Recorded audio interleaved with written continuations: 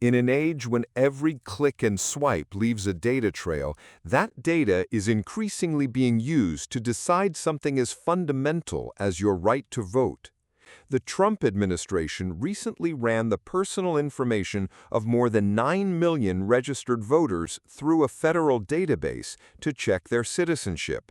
This explainer breaks down what that system is, why it's being used, and why it has sparked an intense debate over voting rights, privacy, and federal power. At the center is SAVE, the Systematic Alien Verification for Entitlements. For decades, agencies have tapped SAVE to confirm the immigration status of people applying for programs like food stamps or Medicaid.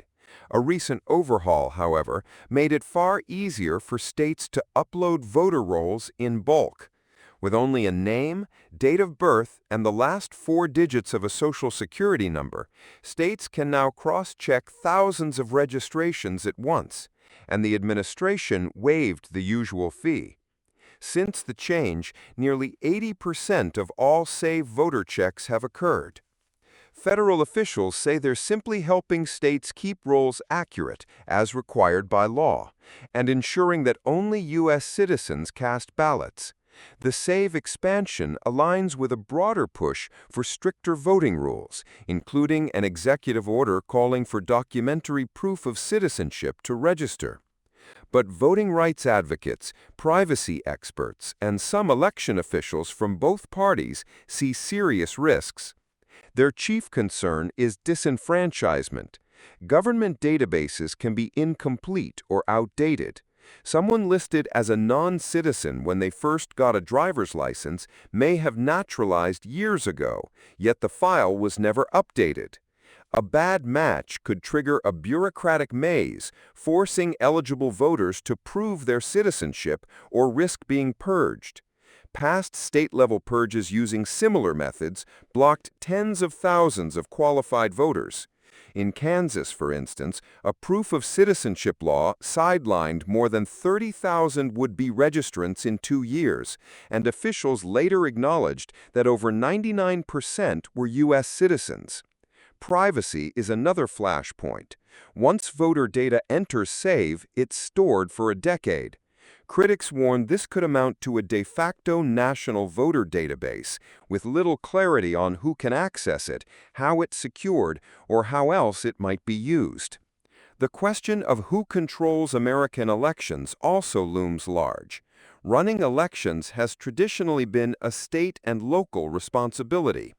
Yet the Department of Justice has requested full voter files from multiple states, a move many officials label unprecedented federal overreach. Opponents argue the effort isn't just about cleaner rolls. They see it as a partisan strategy that could intimidate naturalized citizens and people of color.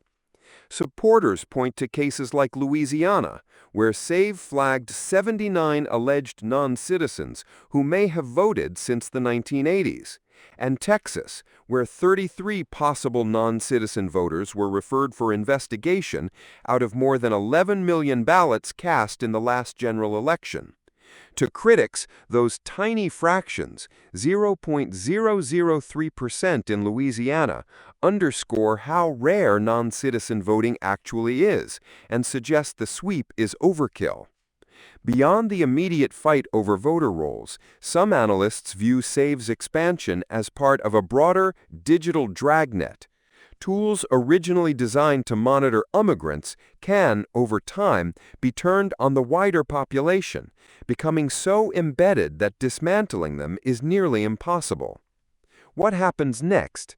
A growing list of states, both red and blue, are pausing or outright refusing to use SAVE until questions about accuracy and data security are answered. Voting rights groups have filed lawsuits and public records requests demanding more transparency from the Department of Homeland Security. The clash over SAVE touches on some of the most sensitive issues in American life: the balance between federal and state authority, the security of personal data, and the fundamental right to vote. Whether this system becomes a common-sense safeguard or a tool of disenfranchisement will shape American democracy for years to come.